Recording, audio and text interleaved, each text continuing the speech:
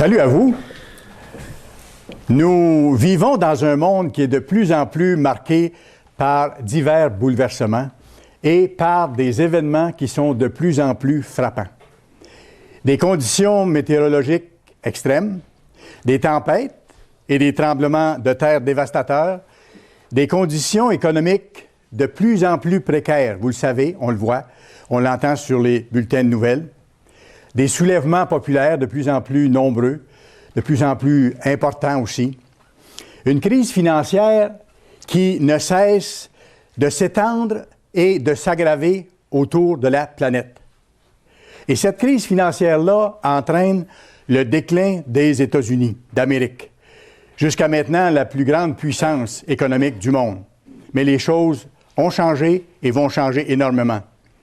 Et cette crise financière-là est en train d'entraîner la restructuration entière du continent européen.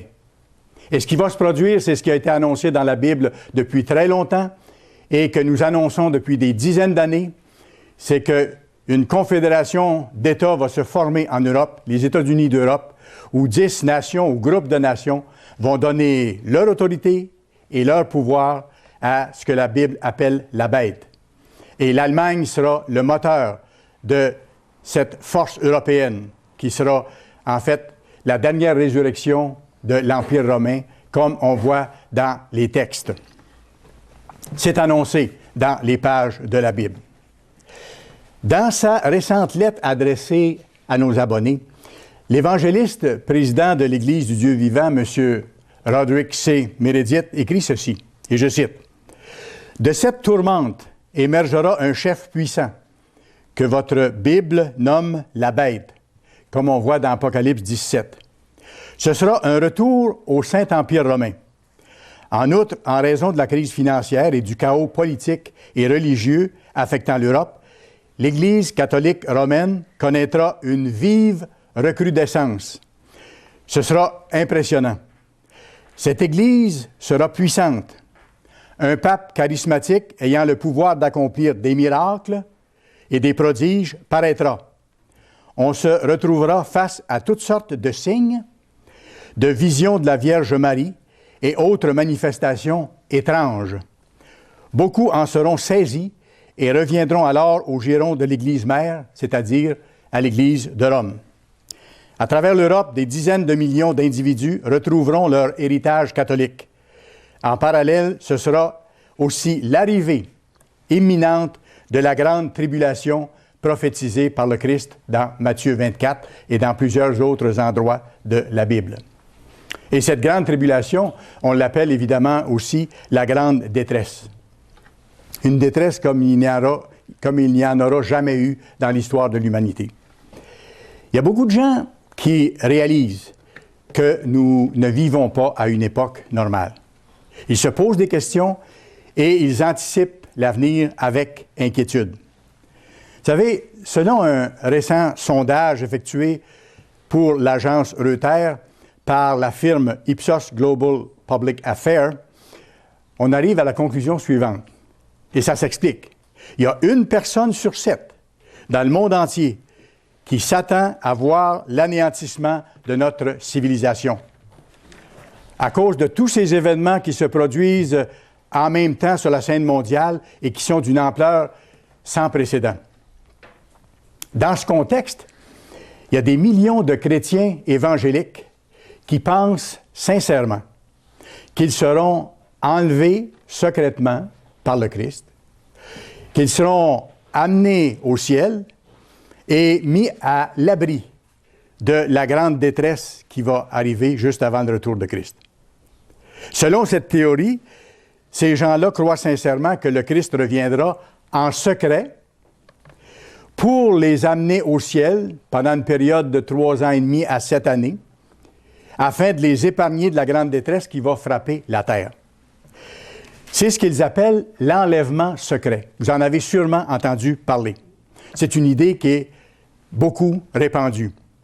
Mais ce n'est pas une idée qui vient de la Bible. Ce n'est pas biblique. Vous savez, la personne qui est à l'origine de cette idée, c'est un prédicateur anglais du 19e siècle qui s'appelait John Nelson Darby. John Nelson Darby. C'est lui qui a développé ce concept-là, cette idée-là, et qui a commencé à en faire la promotion au cours des années 1830.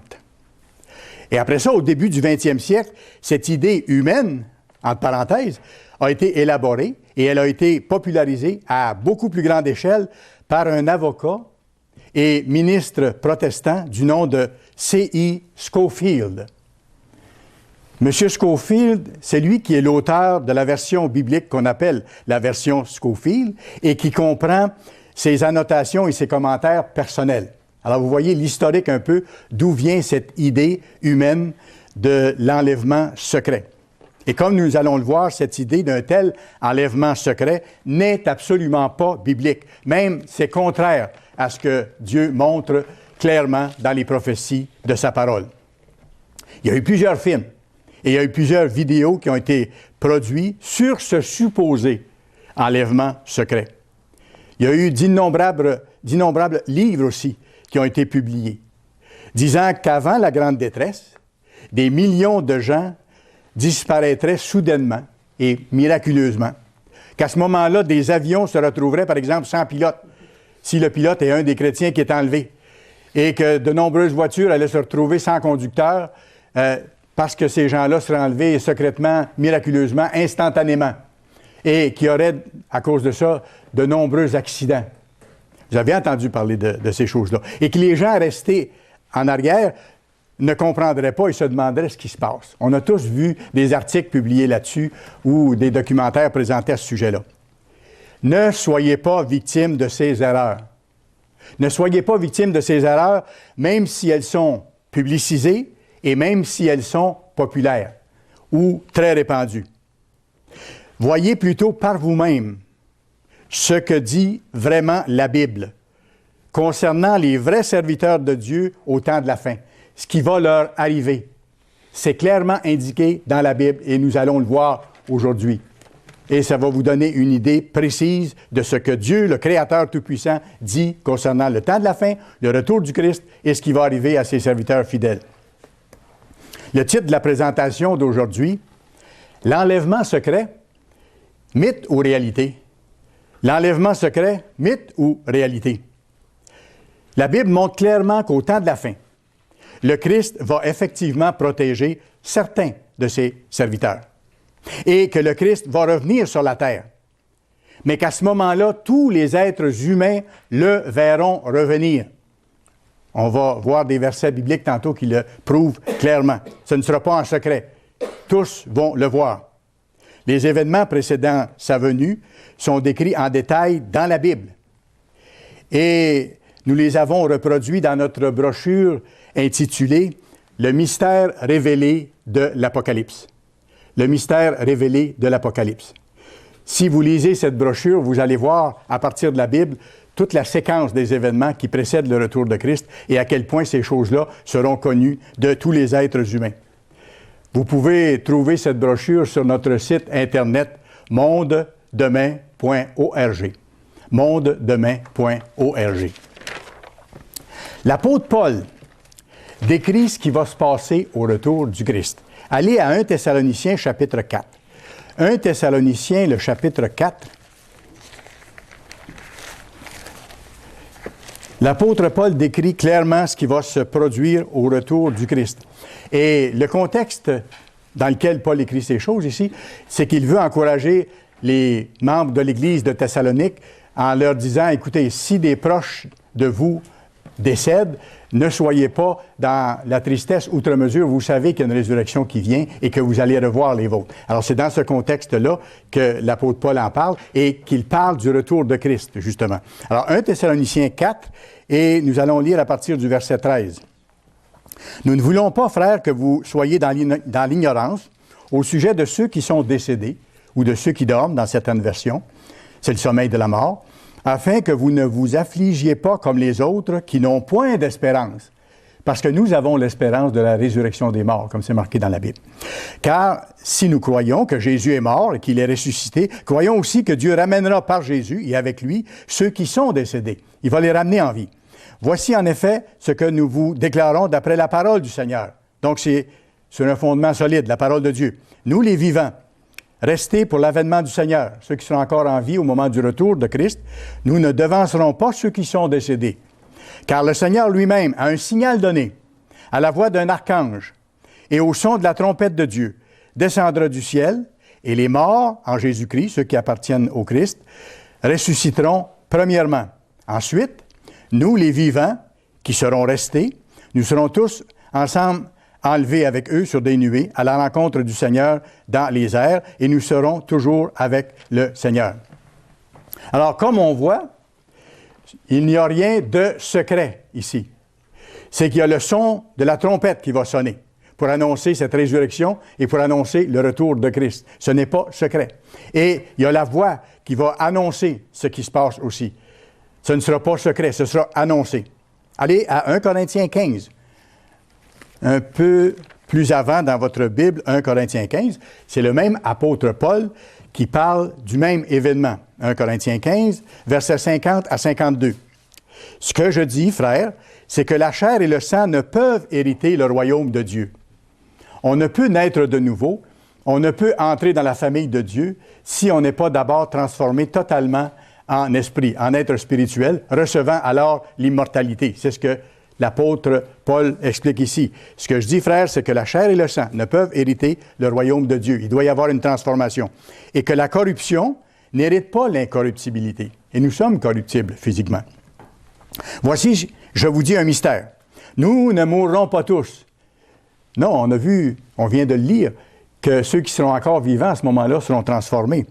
Voici, je vous dis un mystère. Nous ne mourrons pas tous, mais tous nous serons changés, transformés, d'être physique en être spirituel. Il parle des vrais serviteurs de Dieu ici. En un instant, en un clin d'œil, quand? À la dernière trompette, comme on a vu. La trompette sonnera, ce sera entendu, et les morts ressusciteront incorruptibles, et nous serons changés. Il n'y a rien de secret ici. Au contraire, il y a le son de la 7e trompette, comme on vient de voir. À la dernière trompette, qui est la 7e, comme on verra un peu plus tard. La dernière trompette. Mais je m'arrête ici un instant. Ça implique qu'il y aura une série de 7 trompettes qui vont être entendues, qui seront des signaux majeurs qui seront donnés à ce moment-là. C'est intéressant, dans le livre de l'Apocalypse, nous voyons la séquence précise des 7 trompettes dont je vous parle. Et nous voyons ce que chacune annonce comme événement devant se produire à ce moment-là. La Bible révèle des choses. Allez à Apocalypse, chapitre 1. Il y a moyen de savoir ce qui vient, de savoir ce qui va se passer, et aussi de savoir comment nous préparer à ces choses. Apocalypse, chapitre 1, et le verset 1. Regardez ce qui est dit dès le début. Révélation de Jésus-Christ. Alors, c'est le Christ qui révèle, c'est le Christ qui fait connaître ces choses-là d'avance, comme on va voir. C'est le Christ qui a inspiré le livre de l'Apocalypse, et c'est lui qui en donne l'explication dans le livre même, lorsqu'on se donne la peine d'aller chercher, de prouver les choses, comme la Bible dit, prouvez toutes choses, vérifiez par vous-même. Alors, révélation de Jésus-Christ, que Dieu lui a donnée. Pourquoi? Pour montrer à ses serviteurs les choses qui doivent arriver bientôt et qu'il a fait connaître par l'envoi de son ange à son serviteur Jean. C'est fascinant, c'est vraiment encourageant. Regardez le verset 3. Il y a une bénédiction pour ceux qui portent attention à ça, qui en tiennent compte et qui s'efforcent de vivre en conséquence.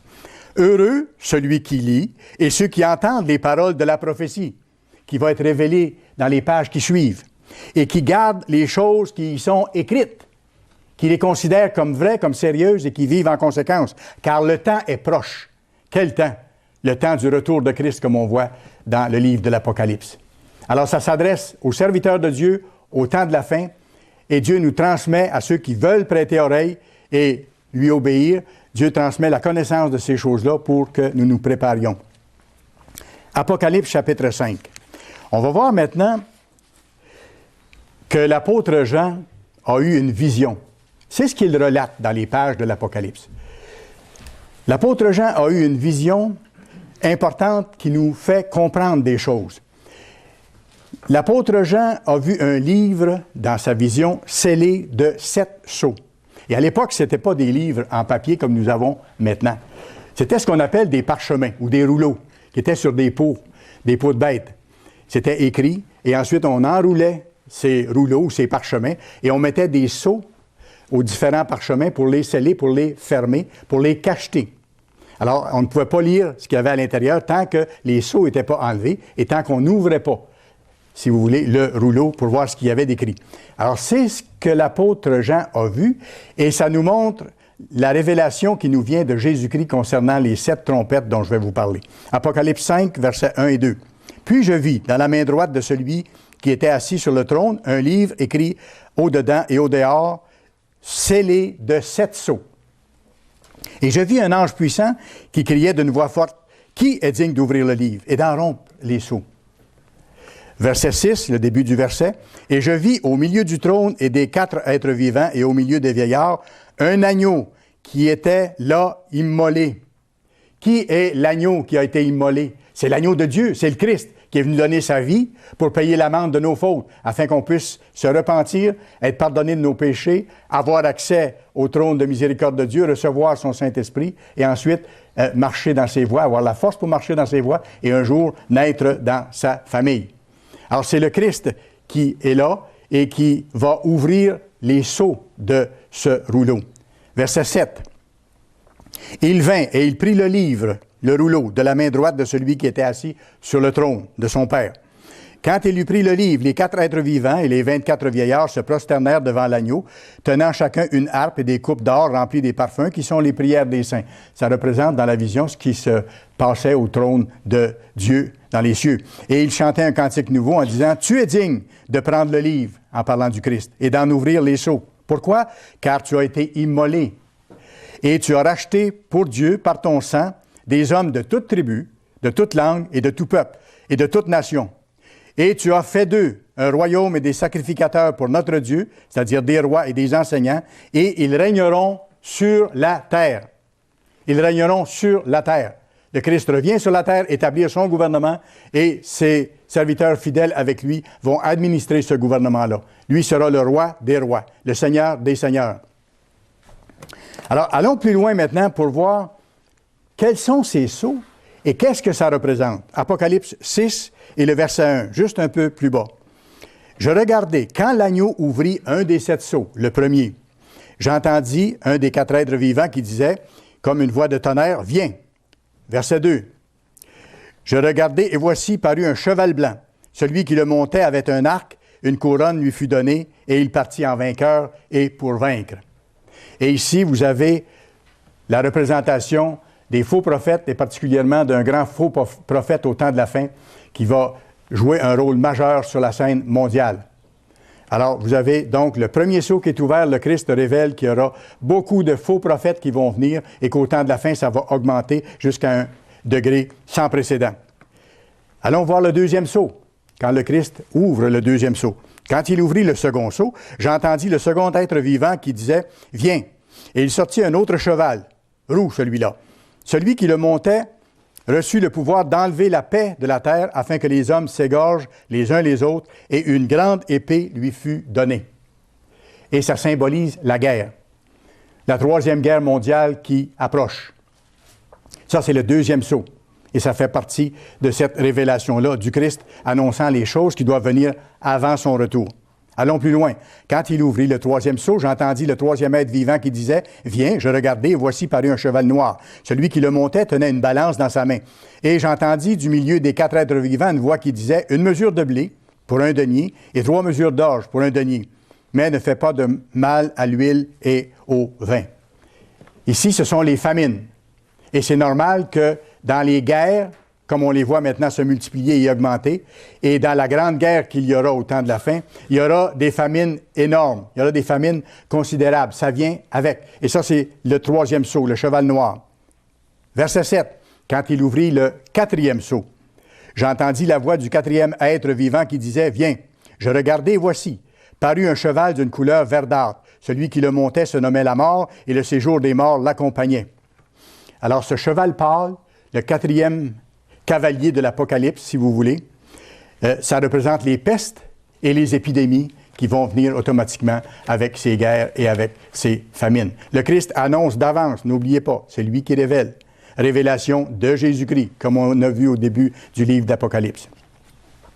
Certains vont dire, il y a toujours eu des faux prophètes, il y a toujours eu des guerres, il y a toujours eu des famines, il y a toujours eu des épidémies. Oui, c'est vrai, vous avez entièrement raison. Mais ces calamités vont bientôt augmenter considérablement et vont se produire en même temps et conduire à une période d'intense difficulté, comme on n'a jamais vu auparavant. C'est ce que la parole de Dieu déclare. Jésus, le révélateur, l'explique d'ailleurs dans Matthieu 24, lorsqu'il donne les signes qui doivent précéder son retour. Les 4 premiers sceaux d'Apocalypse 6 correspondent d'ailleurs aux 4 cavaliers de l'Apocalypse.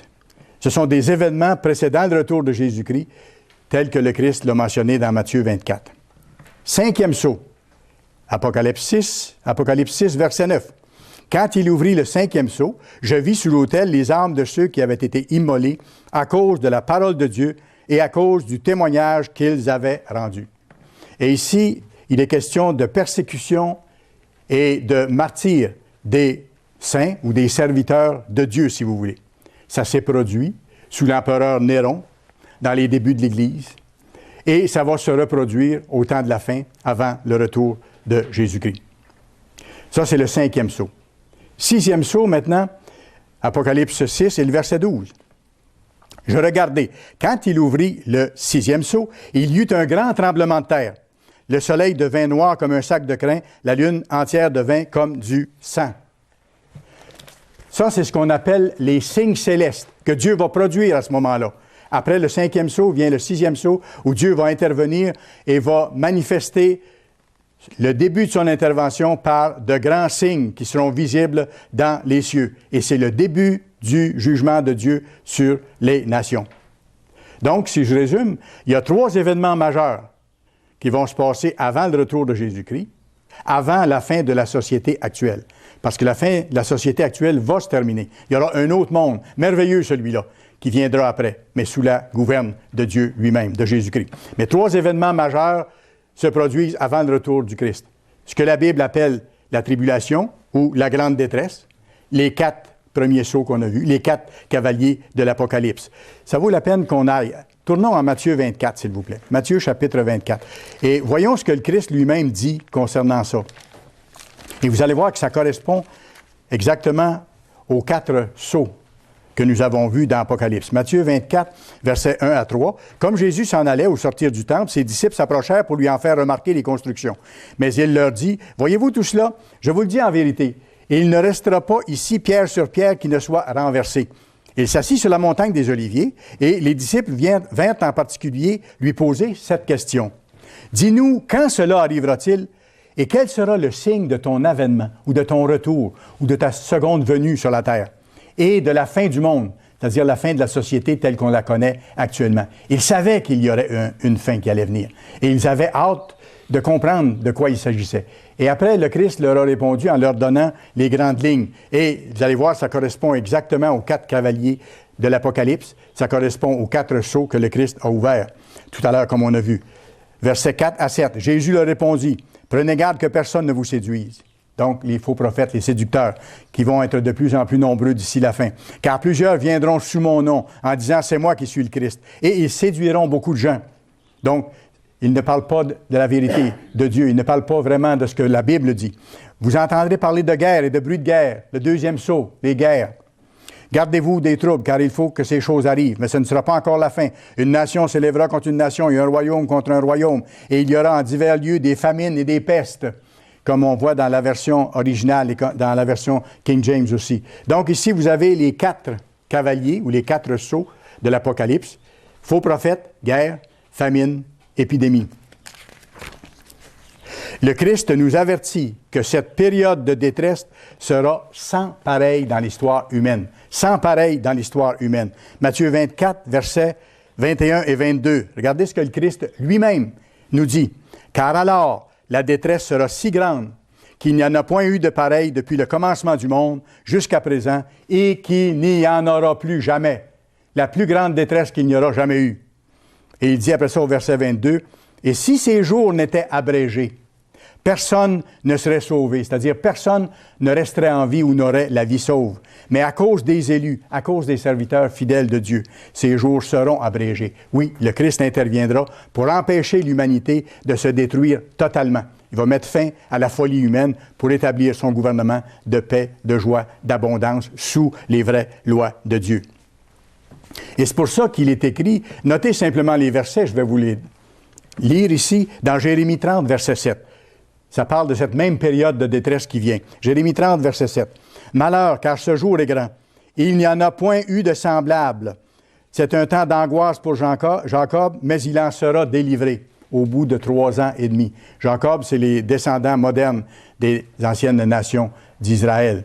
Mais le prophète Jérémie dit, « Malheur, car ce jour est grand, il n'y en a pas eu de semblable. » Donc, ça correspond à ce que le Christ dit. Il n'y a jamais eu de détresse comme ça avant, il n'y en aura pas de pareil après.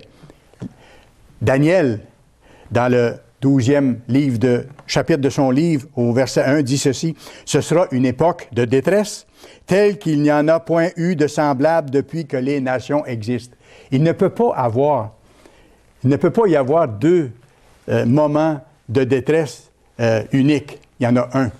Alors, il parle exactement de la même période de temps. Et au verset 7, Daniel ajoute, « Ces choses finiront dans un temps, des temps, et la moitié d'un temps. » Alors, il dit, ces temps difficiles, cette grande détresse, elle va se terminer dans un temps, une année, des temps, pluriel, 2 ans de plus, et un demi-temps, une demi-année. Donc, dans 3 ans et demi, au bout de 3 ans et demi, ces choses vont arrêter.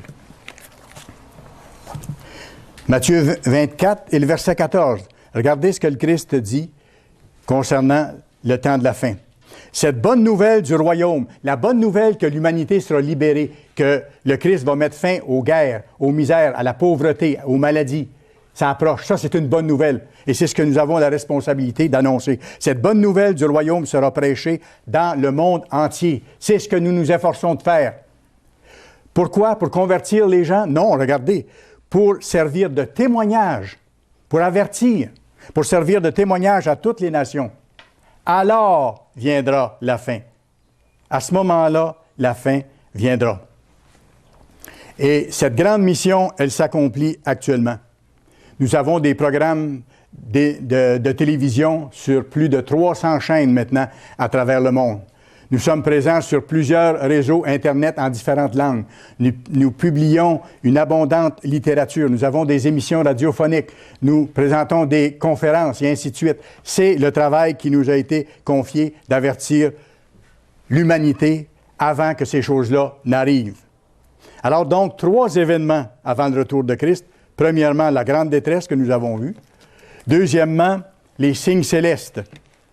C'est-à-dire une très courte période de quelques jours où Dieu va manifester dans les astres des signes éclatants que tous vont voir. Et ça va marquer le début de son intervention dans les affaires humaines, directement. Matthieu 24, verset 29, il en est question ici. Matthieu 24, 29. Aussitôt après ces jours de détresse, la grande détresse dont on parle, le soleil s'obscurcira, la lune ne donnera plus sa lumière, les étoiles du ciel tomberont et les puissances des cieux seront ébranlées. Alors, voici les signes célestes qui vont durer quelques jours. Et tout de suite après, vous avez ce que la Bible appelle le jour du Seigneur. Le jour du Seigneur. Et le jour du Seigneur dans la Bible, ce n'est pas une journée de 24 heures dans la semaine, comme certains pensent à tort. Le jour du Seigneur, c'est une année. C'est une année. La dernière année avant le retour du Christ. Il y aura 2 ans et demi de la grande détresse, où les 4 sceaux seront ouverts et où les 4 cavaliers vont être libérés pour répandre les calamités sur la terre. Après ça, les signes célestes quelques jours. Et après ça, le jour du Seigneur, une année, ce qui fait 3 ans et demi. C'est l'intervention directe de Dieu, son jugement sur un monde rebelle, ce que la Bible appelle à différents endroits le jour du Seigneur. En fait, ce jour-là, comme j'ai mentionné, c'est une année. C'est l'année de la colère de Dieu. Les 2 premières années et demie, la grande détresse, c'est la colère de Satan qui s'en prend à l'humanité, à l'Église. Mais la dernière année, c'est la colère de Dieu qui met un terme à la folie humaine et après ça, il va mettre un terme au règne de Satan en tant que petit Dieu de ce siècle que Dieu permet jusqu'à maintenant. Ésaïe 34, verset 8 dit ceci, en parlant de la dernière année, en parlant du jour du Seigneur. Ésaïe 34, verset 8. C'est un jour de vengeance de l'Éternel. Je vous l'ai dit, c'est le moment où Dieu lui-même va intervenir dans les affaires humaines. C'est un jour de vengeance de l'Éternel. Et après, il définit encore plus clairement ce jour-là. Une année de représailles pour la cause de Sion.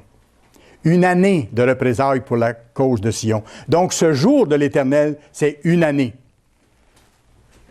de représailles pour la cause de Sion. On a la même chose dans Ésaïe 63 et le verset 4. Ésaïe 63, verset 4. Un jour de vengeance était dans mon cœur. C'est Dieu qui parle. Il a attendu le moment prévu dans son plan. Un jour de vengeance était dans mon cœur et l'année de mes rachetés est venue. L'année de mes rachetés est venue. Donc, 3 événements mondiaux majeurs avant la fin du monde actuel. La grande détresse, qui va durer 2 ans et demi, les signes célestes, une courte période de quelques jours, et le jour du Seigneur pendant une année, qui forment les 3 ans et demi dont je vous parle. Dans les chapitres 5 et 6 du livre d'Apocalypse, l'apôtre Jean explique que Jésus ouvre les sceaux, comme on a vu, qu'il en révèle la signification, comme on a vu également, et qu'il montre la séquence des événements. Allons maintenant au 7e sceau, Apocalypse 8. Apocalypse, chapitre 8. Le 7e sceau, c'est justement la fameuse dernière année des 3 années et demie. C'est l'année de la colère de Dieu, c'est ce que la Bible appelle le jour du Seigneur. Et ce 7e sceau-là comprend 7 étapes, caractérisées ou identifiées par 7 trompettes successives. Apocalypse 8, versets 1 et 2. Quand il ouvrit le 7e sceau, c'est encore l'agneau qui ouvre les sceaux, le 7e, le dernier, il y eut dans le ciel un silence d'environ une demi-heure. C'est encore la vision de l'apôtre Jean, là, à travers laquelle le Christ révèle ce que ça veut dire. Et je vis 7 anges qui se tenaient devant Dieu, et 7 trompettes leur furent données. Donc, au moment où le 7e sceau est ouvert, on voit qu'il y a 7 anges avec 7 trompettes qui sont prêts à intervenir. Et vous pourrez continuer la recherche vous-même. Les chapitres 8 et 9 parlent des 7 trompettes qui annoncent ces événements sans précédent qui auront lieu avant le retour de Jésus-Christ. Vous pourrez aller voir dans la brochure que je vous ai mentionnée tout à l'heure, le mystère révélé de l'Apocalypse. Tout est bien indiqué et vous avez une charte, un tableau qui donne la séquence des événements. Maintenant, parlons de cette dernière et 7e trompette. C'est la résurrection de ceux qui ont appartenu à Dieu au cours de l'histoire et qui sont en sommeil actuellement. Ils vont être ramenés à la vie. Moment de la 7e trompette, c'est la transformation d'être physique en être spirituel des serviteurs de Dieu qui seront encore vivants au moment de cet événement. 7e trompette, c'est la proclamation du début du règne du Christ sur la terre, l'établissement de son royaume sous Jésus-Christ et sous ses fidèles qui vont travailler avec lui. Apocalypse 11, allons un peu plus loin, Apocalypse 11. Apocalypse 11 et le verset 15. Le 7e ange, ça je vous dis, on arrive à la 7e trompette tout de suite. Le 7e ange sonna de la trompette, il y eut dans le ciel de fortes voix qui disaient, « Les royaumes du monde sont remis à notre Seigneur et à son Christ, et il régnera au siècle des siècles sur la terre. » C'est les royaumes du monde qui sont remis à ce moment-là au Christ. Et cela marque la fin de l'actuelle société méchante, malheureuse et qui souffre de façon horrible. Alors, voyez-vous, nulle part il n'est question d'un enlèvement secret. Il n'y a pas d'enlèvement secret là-dedans. Ça va se passer après la grande détresse et le jour du Seigneur. Matthieu 24, verset 27. Matthieu 24, verset 27. Matthieu 24 et le verset 27. Regardez ce qui est dit ici. Et ça montre de quelle façon le Christ va revenir et comment tout œil va le voir. Car comme l'éclair part de l'Orient et se montre jusqu'en Occident, comme un éclair, vous savez, qui traverse le ciel rapidement. Comme l'éclair part de l'Orient et se montre, donc elle est visible, jusqu'à l'Occident. Ainsi sera l'avènement du Fils de Dieu.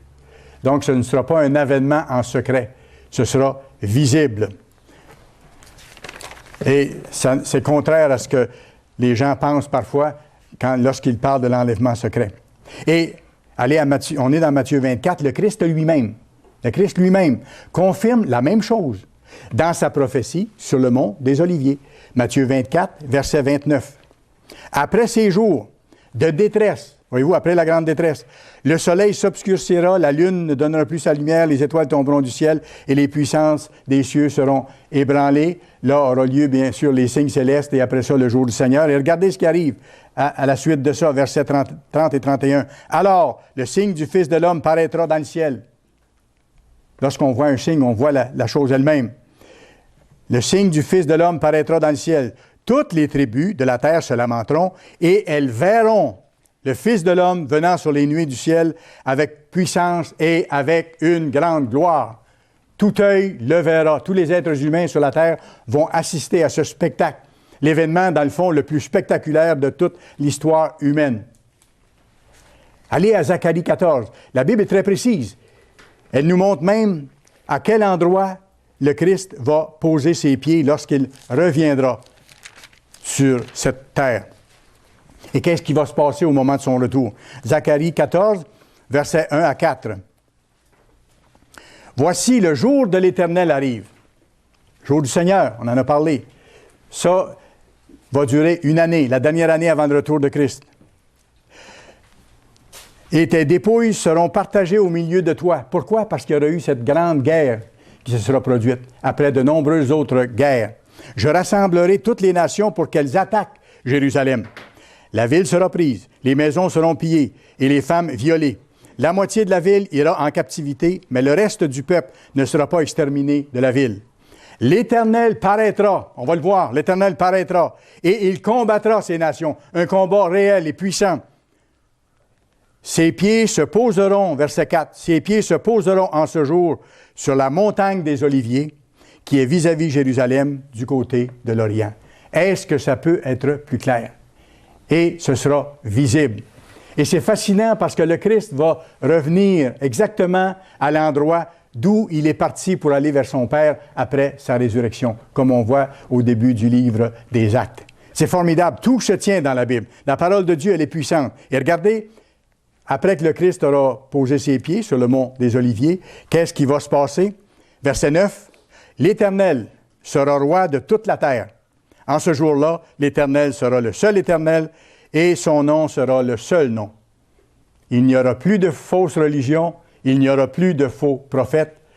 Le seul vrai Dieu sera connu et sera présent. Le Christ sera présent sur la terre. » Vérifiez vous-même ces choses dans votre Bible. Ne prenez pas ce que je vous dis pour acquis. Vérifiez vous-même pour en être vous-même convaincu. Si vous cherchez la vérité de Dieu pour en vivre, vous allez être bénis. Vous allez en récolter les fruits. C'est pour ça qu'il est dit, comme on a vu tantôt dans Apocalypse 1, verset 3, « Heureux celui qui lit et qui entend les paroles de la prophétie et qui garde ces choses, les choses qui y sont écrites, car le temps est proche. » De quel temps est-ce qu'il est question?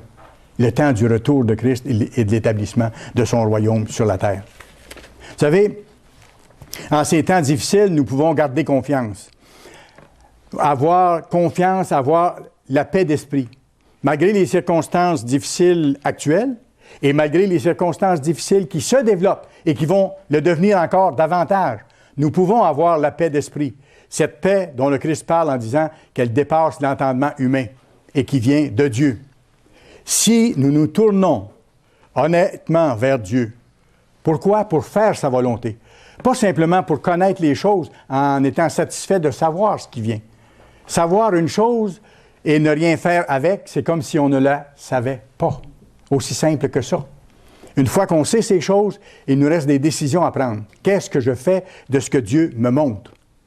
Alors, si nous nous tournons honnêtement vers Dieu pour faire sa volonté, et il nous réconforte par des promesses merveilleuses, quelles que soient les circonstances. Vous irez voir dans Philippiens 4 et le verset 9. Philippiens 4 et le verset 9. Mon Dieu pourvoira à tous vos besoins, selon sa richesse avec gloire en Jésus-Christ. Promesse de Dieu. Matthieu 6, verset 33, même principe. Matthieu 6, verset 33. Cherchez premièrement le royaume et la justice de Dieu. On sait que son royaume, son gouvernement s'en vient. On le cherche, on l'attend. Mais il faut en même temps, il y a un « et » entre chercher le royaume et la justice de Dieu. C'est-à-dire qu'il faut que je m'efforce de la mettre en pratique, la justice de Dieu. Et sa justice, c'est l'application des 10 commandements qu'il nous a donnés. Ses lois, ses fêtes, ce qu'il nous dit de faire. Promesse de Dieu, regardez bien. Cherchez premièrement le royaume et la justice de Dieu. Et toutes ces choses, en parlant du logement, de la nourriture, de l'habillement, et toutes ces choses vous seront données par-dessus. Psaume 33, verset 18-19. Encore une autre promesse. Si on cherche Dieu, si on cherche à faire sa volonté, dans les temps difficiles qui sont là et dans ceux encore plus difficiles qui s'en viennent, l'œil de l'Éternel est sur ceux qui le craignent, pas sur ceux qui ont peur de lui, sur ceux qui respectent ce qu'il a dit et qui veulent faire ce qu'il demande, sur ceux qui espèrent en sa bonté. Pourquoi? Afin d'arracher leur âme à la mort et de les faire vivre au milieu de la famine. Quelle famine? Celle qu'on a vue tantôt, celle qui s'en vient dans la détresse si grande qu'il n'y en aura jamais eu de pareil auparavant et qu'il n'y en aura pas après. Et il dit, je vais leur donner de la nourriture au milieu de la famine, à mes serviteurs, à ceux qui ont le cœur à faire ma volonté.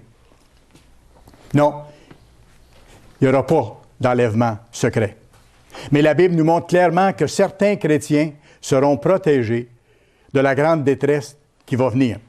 Certains chrétiens seront protégés de la grande détresse qui va venir. Luc 21. Luc chapitre 21. Vous pourrez lire les versets 20 à 30. Ça correspond à ce qu'on a vu dans Matthieu 24. Ici, le Christ décrit les signes visibles de l'approche du temps de la fin et de son retour. Mais regardez ce qui est dit au verset 31. Luc 21, verset 31. De même, le Christ dit, quand vous verrez ces choses arriver, les signes dont on a parlé, les 4 cavaliers de l'Apocalypse et les choses qui précèdent ça aussi avant, sachez que le royaume de Dieu est proche. Quand vous allez voir ces choses, sachez que c'est proche. Donc, préparez-vous. Ça implique ça aussi. Regardez le verset 36. Il parle exactement dans ce sens. Verset 36, Luc 21. Veillez donc, soyez vigilants, regardez ce qui se passe, étudiez la Bible, regardez les événements mondiaux par rapport aux prophéties annoncées dans la parole de Dieu. Veillez donc et priez, parlez à Dieu, demandez-lui son aide pour comprendre sa parole, pour en vivre. Et priez en tout temps, restez en contact avec Dieu, afin que vous ayez la force d'échapper à toutes ces choses qui arriveront et de paraître debout devant le Fils de l'homme lorsque le Christ reviendra. Voyez-vous, il y a des conditions à remplir et si nous remplissons ces conditions-là, si nous sommes fermes dans l'obéissance à Dieu, même si nous ne sommes pas parfaits, que nous demandons son aide pour changer, pour nous améliorer, pour rester fidèles, pour accomplir son œuvre, il dit, vous allez pouvoir paraître debout devant le Fils de l'homme, vous serez jugés dignes d'échapper à ces choses-là et vous aurez la force d'échapper. Jésus va protéger certains chrétiens. C'est une promesse, on va le voir encore. Jésus va protéger certains chrétiens, un premier groupe de ceux qui lui appartiennent. Il va les protéger au moment de la grande détresse. Et il permettra à d'autres chrétiens, un deuxième groupe que nous allons voir, de vivre la grande détresse. Parce qu'il les aime. Pas parce qu'il veut les voir souffrir, mais parce qu'il ne veut pas qu'ils perdent leur vie éternelle. Parce qu'il les aime et qu'il doit les purifier, qu'il doit les tester et leur donner une dernière occasion de prouver à Dieu qu'ils veulent lui appartenir, malgré ce grand prix à payer de vivre la grande détresse. Je vous pose une question. Dans lequel des deux groupes serez-vous? Dans lequel des deux groupes serez-vous? Le choix est à vous, le choix est à moi. La Bible montre ce qui caractérise ceux qui appartiennent au premier groupe et ceux qui appartiennent au deuxième groupe. La Bible montre ce qui les différencie, les deux groupes. Et les deux groupes, ce sont des serviteurs de Dieu. Ce ne sont pas des gens qui ne connaissent pas Dieu ou qui ne sont pas appelés. Ce sont des serviteurs de Dieu. Allons voir Apocalypse, chapitre 12. Apocalypse, chapitre 12.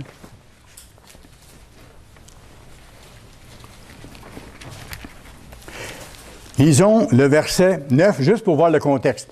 Ici, ça décrit une scène qui va se produire quelque part dans le temps, devant nous, mais bientôt. Et il fut précipité. Qui? Le grand dragon, le serpent ancien, appelé le diable et Satan. Celui qui séduit toute la terre, par diverses formes de religion, toutes les religions imaginables, même celles qui parlent beaucoup de Jésus-Christ, mais qui ne mettent pas en pratique les commandements qu'il a donnés. Le Christ a dit, ceux qui m'aiment mettent en pratique mes commandements. Il y a 10 commandements, ils n'ont jamais changé. Alors, il fut précipité, le grand dragon, le serpent ancien appelé le diable et Satan, celui qui séduit toute la terre. Il fut précipité sur la terre et ses anges furent précipités avec lui. Et cet événement va se produire dans le futur. Et regardez maintenant le verset 13, où on parle de ce qui va arriver à l'Église, aux vrais serviteurs de Dieu, à ceux qui sont fidèles. Quand le dragon vit qu'il avait été précipité sur la terre, comme je vous dis, c'est un événement futur devant nous, il poursuivit la femme. La femme, ça symbolise l'Église. Et le Christ revient pour épouser l'Église, comme on voit ailleurs. Alors, ici, quand le dragon vit qu'il avait été précipité sur la terre, il poursuivit la femme qui avait enfanté le Fils. Alors, c'est la femme, c'est l'Église, ce sont les vrais serviteurs de Dieu qui seront persécutés à un certain moment donné. Plus fortement que maintenant lorsque Satan sera précipité sur la terre avec ses démons. Toutefois, que va-t-il arriver aux membres de cette Église qui sont fidèles et qui sont zélés? Que va-t-il leur arriver durant cette période de 3 années et demie? La colère de Satan au début, les 2 années et demie, et ensuite la colère de Dieu la dernière année pour faire 3 années et demie, précédant le retour de Christ. Qu'est-ce qui va arriver à ses serviteurs fidèles? On le voit au verset 14. Dieu ne nous laisse pas dans le vague. Dieu répond clairement. Verset 14. Et les 2 ailes du grand aigle, c'est un langage symbolique qu'on retrouve à d'autres endroits dans la Bible, où ça représente l'intervention surnaturelle de Dieu. Et les 2 ailes du grand aigle furent données à la femme, à l'Église, afin qu'elle s'envole au désert, vers son lieu, où elle est nourrie 1 temps, 1 année, des temps, 2 années de plus, et la moitié d'un temps, 1 demi-année, 3 ans et demi, loin de la face du serpent. Voyez-vous, protégés durant ces 3 années et demie terribles qui viennent. Les serviteurs fidèles de Dieu. Et ce désert dont il est question ici, la femme qui est amenée au désert pour être protégée, ce désert-là, ce n'est pas le ciel. Certains ont pensé que c'était le ciel. Ce n'est pas le ciel. Dans toute la Bible, jamais le ciel n'est présenté comme étant un désert. Jamais le ciel n'est présenté comme étant un désert. On parle plutôt ici d'un lieu de sécurité, ici-bas, sur la terre, dans un désert où l'Église sera protégée des événements terribles, de la grande détresse et du jour du Seigneur. Ça, c'est ce qui concerne le premier groupe de l'Église, les serviteurs fidèles de Dieu. Parce que ce ne sera pas toute l'Église, comme j'ai mentionné, qui sera protégée à ce moment-là. Apocalypse 12, verset 17. On voit ce qui arrive au 2e groupe après. Membres de l'Église aussi. Ceux qui ont été appelés, qui ont connu la vérité, qui ont commencé à marcher dans les voies de Dieu. Et le dragon fut irrité contre la femme. Oui, parce qu'il n'avait pas pu l'atteindre. Dieu l'a amené au désert, l'a protégé. Et le dragon fut irrité contre la femme. Et il s'en alla faire la guerre au reste de sa postérité. C'est-à-dire l'autre groupe de la même Église. C'est encore la femme. Il dit, le dragon fut irrité contre la femme. Alors il reste une partie de cette épouse éventuelle qui est encore là dans le monde. Et le dragon se tourne vers ceux qui restent, la postérité, au reste de la postérité de l'Église, à ceux qui gardent les commandements de Dieu et qui ont le témoignage de Jésus-Christ. Alors, certains chrétiens vont subir la colère de Satan dans la grande détresse. C'est ce qui est clair ici. Pourquoi? Qu'est-ce qui détermine que ces derniers doivent souffrir ces choses? Dans le 2e et le 3e chapitre du livre d'Apocalypse, Jésus décrit 7 étapes historiques de l'Église de Dieu à travers les siècles. Et on voit que dans les deux dernières étapes, au moment des deux dernières étapes se situe le retour de Christ, à la fin de cette période des deux dernières étapes. Il y a les Philadelphiens et les Laodicéens. Allons voir Apocalypse 3, Apocalypse chapitre 3. Je vous ai parlé des deux groupes de cette même Église. Un premier groupe sont appelés les Philadelphiens et le deuxième groupe sont appelés les Laodicéens. Et il y a des caractéristiques très différentes qui les séparent. Apocalypse 3 et le verset 7. Ici, on parle de l'Église de Philadelphie, c'est-à-dire des serviteurs de Dieu de l'époque de Philadelphie, écrit à l'ange de l'Église de Philadelphie. Voici ce que dit le Saint, le véritable, celui qui a la clé de David, celui qui est en charge du gouvernement de Dieu, celui qui ouvre et personne ne fermera, celui qui ferme et personne n'ouvrira. Verset 10. Parce que tu as gardé la parole de la persévérance en moi. Voyez-vous? Parce que tu as gardé la parole de la persévérance en moi. Ces chrétiens-là gardent la parole de Dieu. Ils persévèrent malgré les circonstances. Ils tiennent bon, même s'ils ne sont pas parfaits. Ils n'abandonnent pas la lutte, le combat pour changer, en demandant à Dieu son aide, pour devenir meilleur, pour faire sa volonté et terminer son œuvre. Parce que tu as gardé la parole de la persévérance en moi, je te garderai aussi, je te protégerai à l'heure de la tentation, à l'heure de la grande détresse, à l'heure de l'épreuve, qui va venir sur le monde entier pour éprouver les habitants de la terre. Verset 11, « Je viens bientôt. Retiens ce que tu as afin que personne ne prenne ta couronne. » L'attitude de ces gens-là qui seront protégés ici, c'est que ces gens-là sont zélés. Pour ce qu'ils ont vu dans la Bible, ils veulent en vivre et ils s'efforcent jour après jour de le faire. Ils continuent de le faire jusqu'au bout. Ils sont persévérants, comme il est dit ici. Ils sont obéissants, ils s'appliquent à vivre selon les lois de Dieu. Ils soutiennent l'œuvre d'annoncer l'Évangile de toutes les façons possibles. Et qu'est-ce qui arrive à ceux-là? Il y a une promesse infaillible de protection de la part du Créateur tout-puissant de l'univers. C'est ce qui est marqué dans les pages de la Bible. Maintenant, allons voir ce qui arrive à l'autre groupe, celui qui ne sera pas protégé de la grande détresse. Apocalypse 3, nous allons commencer au verset 14. Les Laodicéens, écrit à l'Église de Laodicée. Voici ce que dit l'Amen, le témoin fidèle et véritable, le principe de la création de Dieu. Je connais tes œuvres, je sais que tu n'es ni froid ni bouillant. Pourtant, tu connais la parole, tu connais la vérité, tu connais les lois. Mais tu ne t'empresses pas, tu n'es pas zélé de changer, de porter du fruit à la gloire de Dieu. Je connais tes œuvres, je sais que tu n'es ni froid ni bouillant. Puisses-tu être froid ou bouillant, un ou l'autre? Ainsi, parce que tu es tiède et que tu n'es ni froid ni bouillant, je te vomirai de ma bouche. C'est le Christ qui dit ça. Je te vomirai de ma bouche, je te rejetterai. Et je te rejetterai où? Dans la grande détresse. C'est pas parce qu'il les déteste, comme je vous ai mentionné, vous allez voir tantôt. Parce que tu dis, je suis riche, je me suis enrichi, je n'ai besoin de rien, je connais la vérité, je connais la Bible, je fais un bon nombre de choses et je suis bon, je me pense bon et ainsi de suite. Non. Le Christ dit, c'est pas suffisant, vous n'êtes pas zélé, votre cœur n'est pas là, vous avez une autre façon de vivre, vous avez des choses que vous gardez que vous ne devriez pas garder comme façon de vivre et ainsi de suite. Et parce que tu ne sais pas que tu es malheureux, misérable, pauvre, aveugle et nu, tu n'as pas les vêtements qu'il faut pour te présenter aux noces, les vêtements qui sont les œuvres justes des saints. Il dit, je te conseille d'acheter de moi de l'or éprouvé par le feu. Voici la grande détresse, le feu de la grande détresse, l'épreuve qui sera devant eux et à travers laquelle ces gens-là devront passer pour prouver à Dieu qu'ils veulent lui appartenir, même si ça leur coûte des souffrances énormes et même si ça leur coûte leur vie. Achetez de moi, je te conseille d'acheter de moi de l'or éprouvé par le feu, afin que tu deviennes riche. Et des vêtements blancs, afin que tu sois vêtu et que la honte de ta nudité ne paraisse pas. Et un collier pour oindre tes yeux, afin que tu vois. Et regardez le verset 19.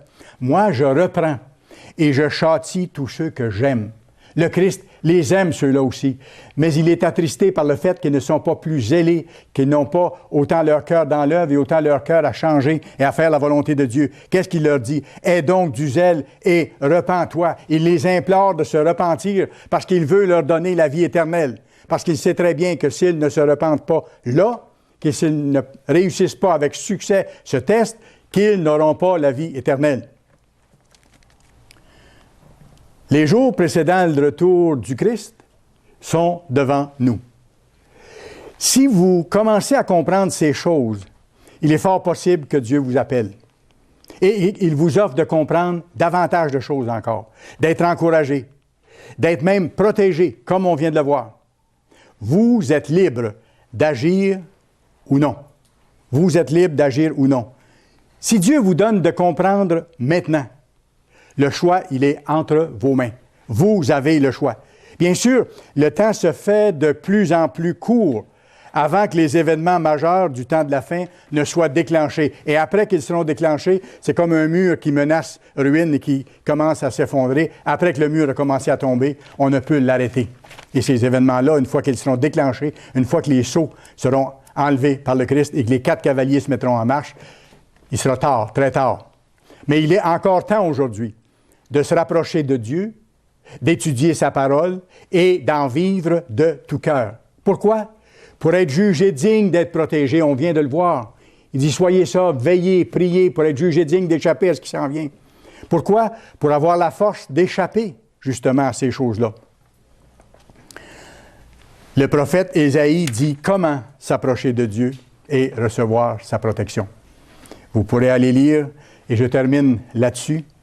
Le prophète Ésaïe dit clairement qu'est-ce qu'il nous faut faire. Cherchez l'Éternel pendant qu'il se trouve. Invoquez-le tandis qu'il est prêt. Et croyez à ce que lui dit dans sa parole pour en vivre et pour la mettre en pratique.